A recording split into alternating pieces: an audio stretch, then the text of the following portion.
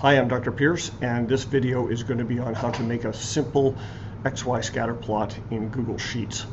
So here's the data that we're going to use to do that. The experiment was basically where you take a small ring of sheep aorta and increasingly hang weights on it, and as you do that you stretch out the aorta and the diameter increases, and that's what these measurements are here.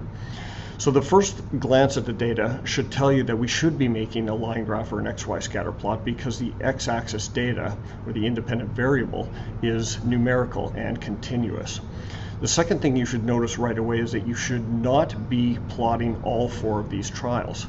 Rather, you should take an average of that and then plot simply that. So that's what we're going to do right off the bat. We're going to calculate the average of each trial. So to do that, you click in an adjacent cell and you type in equals average, and then you need to tell the program what you want an average, and I want to average these four cells here. So you click and drag that, and then you hit the close bracket, and when you hit return, there's your average for those four cells. Now the great thing about these programs is you don't have to do that for each one of these. You simply have to click on the one that you did already, and down at the bottom corner of that cell you've got the little box, and you can see that your cursor changes from an arrow to a cross when you do that. When it's in the cross state, you click and drag all the way down, and voila, there you go. You've got all the averages for all of the different masses. So we're now ready to go ahead and plot that. And so what I'm going to do is I'm going to highlight the masses. Note that I did not highlight the label. You don't need to do that.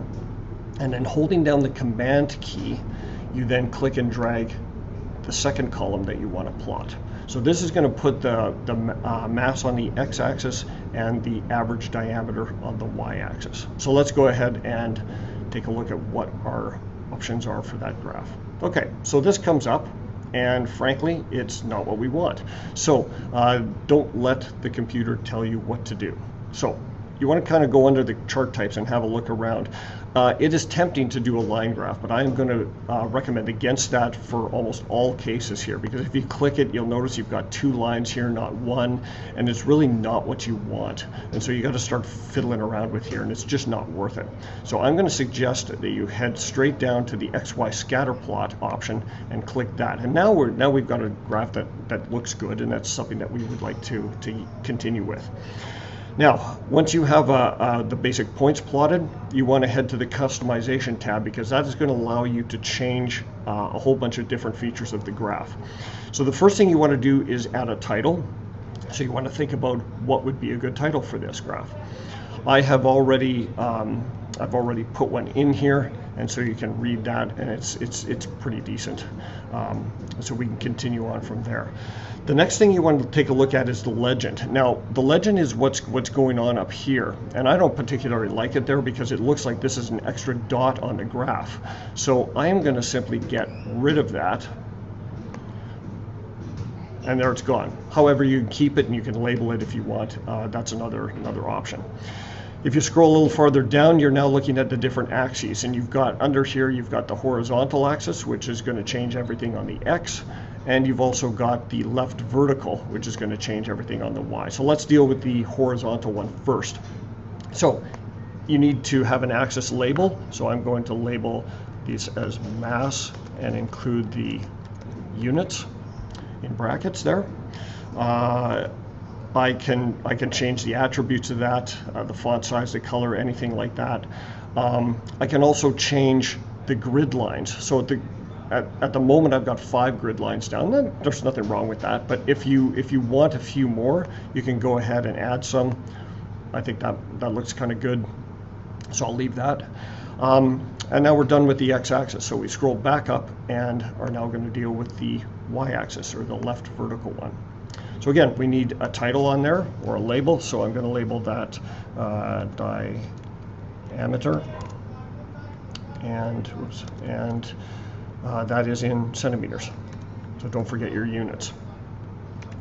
So that comes up, and again, same sorts of things. You can change the grid lines, and so here's another thing you might want to think about at times, especially if your graph has a lot of empty space down at the bottom of a graph, you might want to change the minimum or the maximum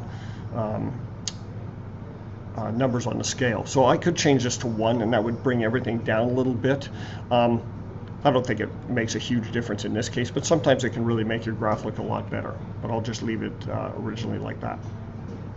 So you can scroll down a little bit farther, and the thing that I want to add here yet is a trend line. So we've got the points plotted, but there's no trend line on there, so I want to add that next. So down at the very, very bottom, here are your options.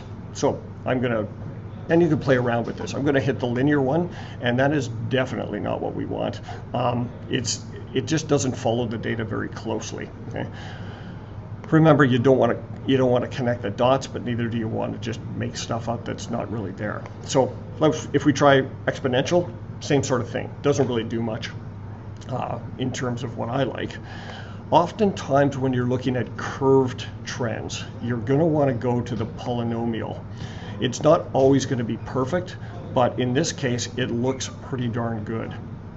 Now, with polynomial, you also have the option of changing the degree. Now, if you go really, really high, you can start to see it gets a little bit weird, especially down in here. That's unnecessary.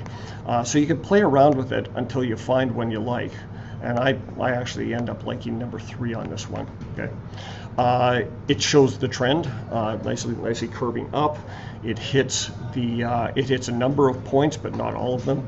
But this now is a graph that I can be happy with, and I am ready to insert that. So there it is. There's my graph, and the great thing is you can now make a copy of that and punch it into your lab report, and you're good to go. So that is how to make an XY scatter plot using some simple data. Thanks for watching.